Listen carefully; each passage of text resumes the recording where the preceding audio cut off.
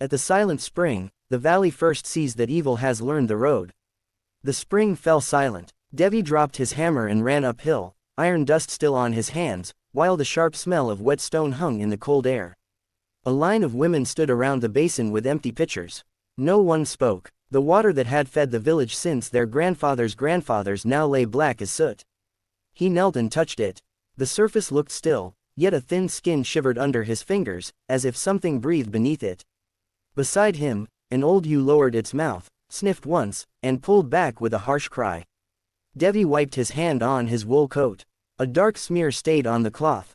From the ridge above, the shrine of the cross rose against the cloud, its iron bells turning in the wind. Below it stood old stones no one moved, stones older than church walls, where men still left salt before leading flocks across dangerous passes. In Kevserti, people kept faith with God and also remembered where not to step.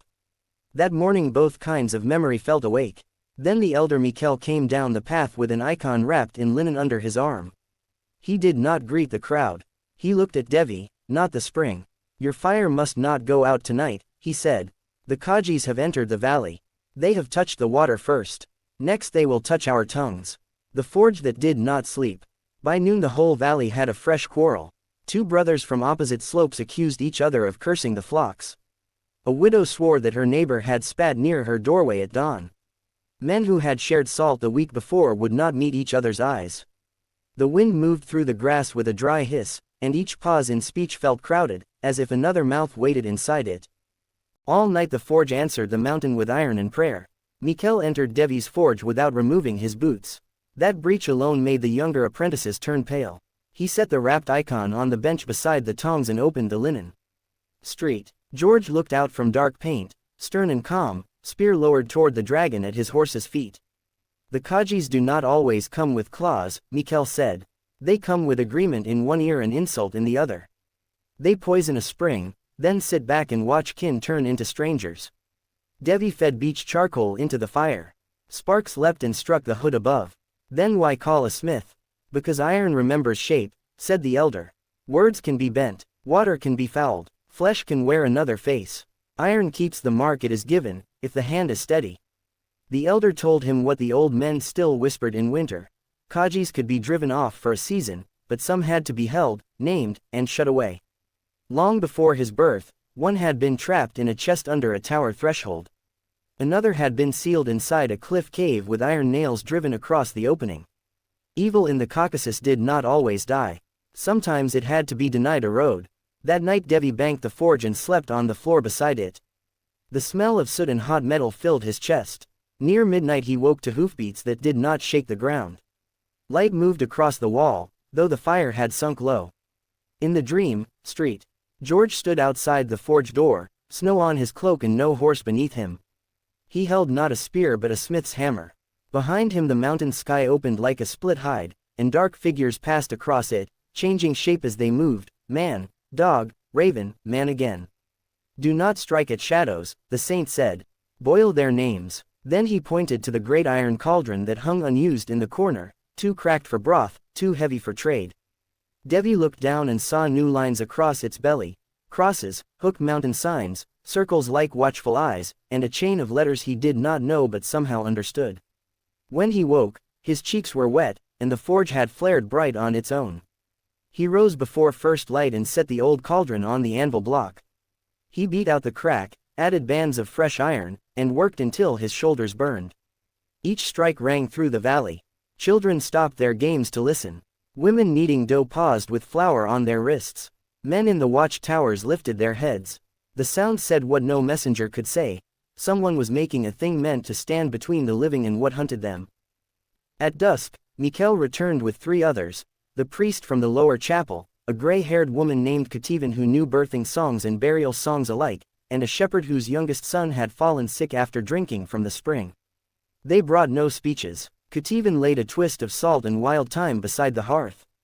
The priest murmured a prayer over the icon. The shepherd set down a cup of clean snowmelt and did not drink it. Such acts looked small, yet every hand in the room trembled. That was how people met danger in the highlands. One brought prayer, one brought memory, one brought the ache no father could hide. Devi took all 3 into his work. With a narrow chisel he cut signs into the cauldron's rim. He did not ask which came from shrine and which came from older keeping. In that valley, a roof stood because many beams held it up.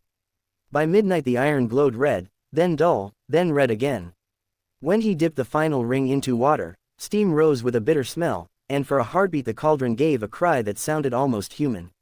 Whispers along the snow pass. The next 3 days brought no peace. The black spring was covered with stones, yet 2 more springs turned foul before noon on the second day. One smelled of rust. The other tasted like old ash. Children were kept indoors. Herds were driven farther upslope. Even the dogs barked at empty corners of the yard. Under the cross and the wind bells, iron waits for a name. Mikkel ordered word sent through the valley. No clan would answer insult until the funeral of old Zurab had passed. Zurab, the sword-bearer from the eastern hamlet, had died of a winter fever before the poisoning began. His burial feast had already been called, and custom would not bend for fear. Kin would come from ridge and ravine. Bread would be broken, names of the dead would be spoken. Doors would stay open to guests. That was what troubled Devi. The Kajis loved a threshold. He carried the finished cauldron on a mule to the shrine above the pass. Snow still clung in shadowed cracks, though the lower grass had gone green. The bells at the shrine clicked in the wind, thin as bone. Devi set the cauldron under the cross and waited while Mikkel traced oil on its rim. Hospitality is holy, Devi said. How do I accuse a guest before the valley? You do not accuse hunger for coming to a table, Mikkel replied. You accuse the hand that poisons the bread. The elder's face stayed hard, yet his thumb pressed the icon's edge until the knuckle whitened. That small motion told the truth. He feared the same thing Devi feared. If they judged wrongly, they would shame the innocent and break the law that kept mountain folk human. If they judged too late, they would open the gate to ruin with their own courtesy. A raven landed on the cauldron rim, cocked its head, and spoke in Mikkel's voice. Your mother should have drowned you in the trough. Devi snatched the tongs from his belt and struck. The bird burst into a cloud of black wool and thorns. The thorns skittered across the stones like beetles, then slid into cracks and vanished. Mikkel did not move. Now you have seen how they test the latch. That evening Devi returned home and found his younger sister, Nino, weeping with anger in the yard. Someone had told her that the women from the next hamlet laughed at their dead father's grave. Devi almost ran for the ridge at once. Then he saw her hands. She twisted her apron so hard that her knuckles trembled. Who told you? He asked. A shepherd boy, she said. Or I thought he was. The yard smelled of nettles and damp earth. Devi looked at the hen coop, the stacked firewood, the patched roof his father had laid years ago. Evil had come near enough to use the voices that lived in a family's ear. He put one hand on the gatepost until the urge to run passed out of him. If they laughed, he said, we will know after the feast. If a spirit said it, we shame ourselves by carrying its words. Nino lowered her face and nodded. He had no fine speech to give her. He only brought water from the snowmelt cup and stood beside her until she drank.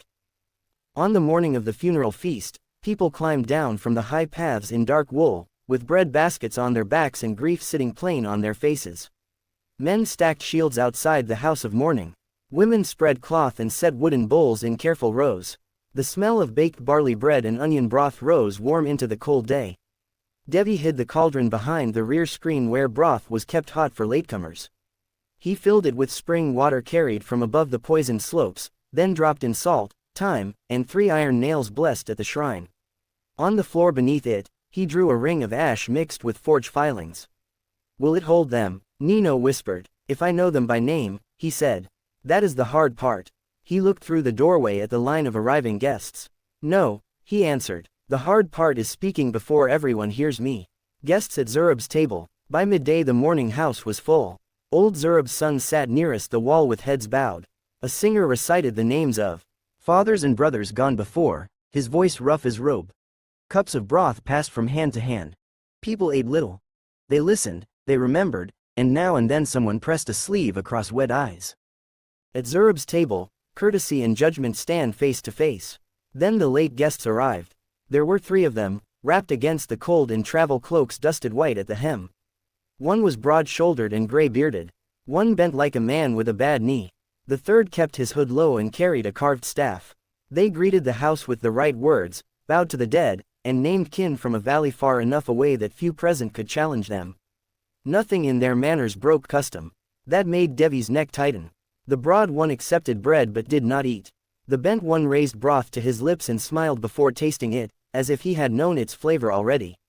The hooded one turned at each new arrival a heartbeat too soon, before boots sounded at the door. Devi moved among the benches with a pitcher, filling bowls.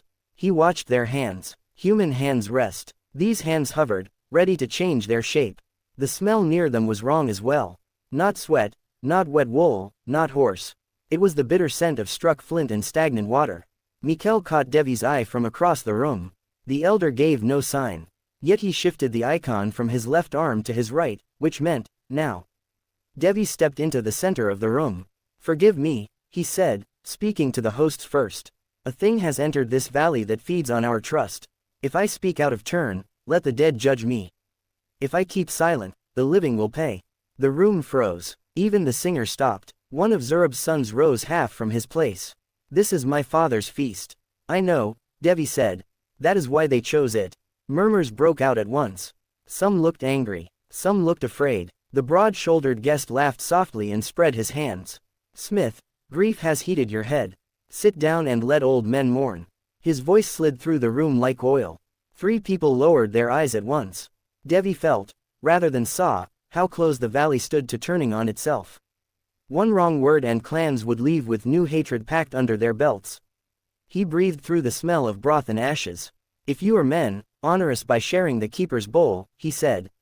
From behind the screen Nino and Kativan carried out the iron cauldron together. Its sides were black, yet the signs cut into the rim caught the firelight in red lines. The room fell quiet again. Many had heard Devi's hammer for nights. Now they saw what he had made. "The dead are fed before the road takes them," Kativan said. "So the old women say. Let strangers also taste what guards the house." The bent guest's smile vanished. "We were welcomed already." "Then you need not fear one more bowl," said Mikhail. Devi dipped the ladle into the cauldron and filled 3 wooden cups. Steam rose carrying thyme, iron, and clean snow water. He placed the cups on the floor between himself and the guests, inside the ash ring. No one moved. The hooded guest spoke first. "To doubt a guest is shameful. To foul a spring is worse," Devi answered. The broad one's face blurred for a heartbeat. It did not become another face, not fully. It only loosened, as wax loosens near heat. Several people cried out and crossed themselves. "There," Devi said, his voice now stronger. "If you are human, drink." Instead the bent guest kicked the nearest cup. It struck the ash ring and burst apart. At once the room filled with wind though the door was shut. Lamps shook. A child screamed. The 3 cloaked figures rose together, taller than before, shadows sliding under their skin like fish under ice. Mikhail lifted the icon high. The priest began a prayer. Kativan clapped her hands once, sharply, as women do to wake the attention of a crowded room. "Hold fast," she shouted. That cry saved them. Men who might have fled stood their ground. Women snatched children to the walls. Zurab's eldest son planted himself by the door with his father's shield. Hospitality had opened the house. Now the house itself chose what kind of guests it would keep. The Kajis laughed in 3 voices at once. "Name us, Smith," they hissed. "If you can." The names in the boiling iron. Devi had feared many things, yet not this sudden calm. Once the Kajis showed themselves, his hands steadied. A smith spends his life naming heat by color, metal by ring, truth by resistance. These beings changed shape, but they could not hide what they desired. They wanted panic. They wanted blind accusation. They wanted the room to forget itself. They could not kill every darkness, so they sealed a road against it. He would not give them that gift. The hooded one lunged first, not at Devi but at Zurab's grieving sons. It knew where to cut deepest. Devi swung the ladle and flung boiling water across its cloak. Steam burst up with a shriek. Under the cloth flashed not flesh but a slick darkness, like a cave pool disturbed by stones. "The spring poisoner," Devi said. The figure recoiled, and the iron signs on the cauldron flared red. The broad-shouldered one turned to the crowd and spoke in 20 voices at once, "Father, wife, brother, rival. He called your clan thieves. She mocked your child. He cursed your dead." Several men took one step forward before stopping, faces pale with shame. Each had heard some private wound in that flood of sound. Devi seized the cauldron handle with a folded cloth and dragged it across the floor. The iron screamed on the boards. "You are the whisper carrier," he said. You live in the ear and feed on pride. At the word pride, the thing flinched as though struck.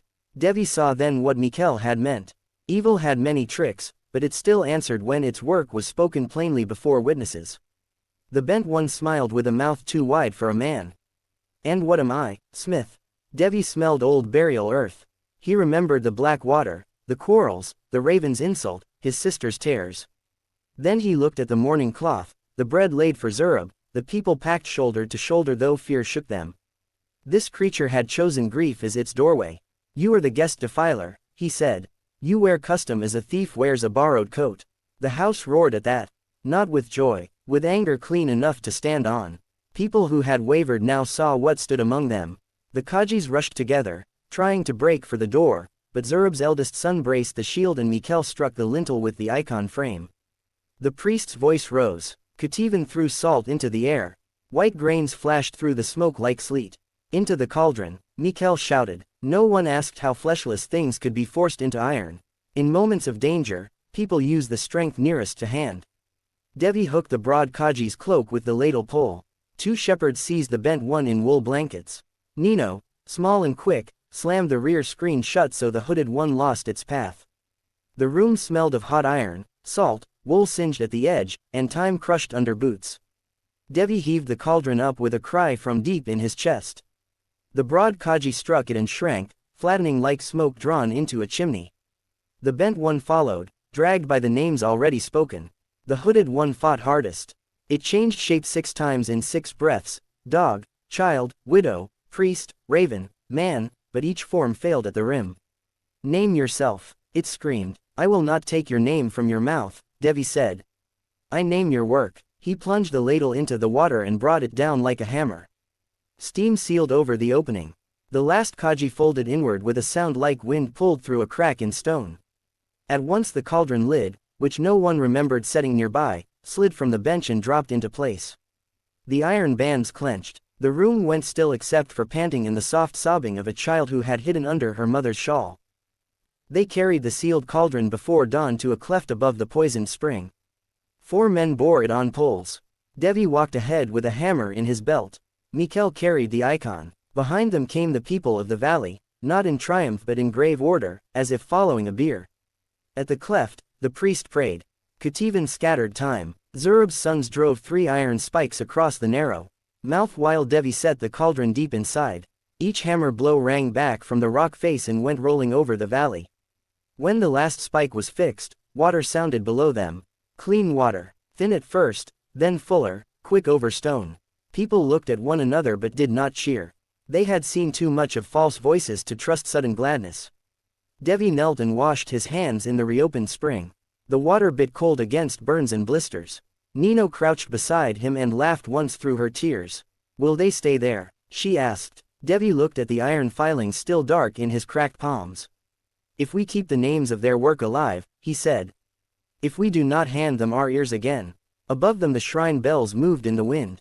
Below, in the valley, smoke rose from homes where bread would be baked and quarrels weighed more carefully before being spoken. The mountains were not gentle. They never had been. Yet that morning the paths between households felt passable once more, and that was enough.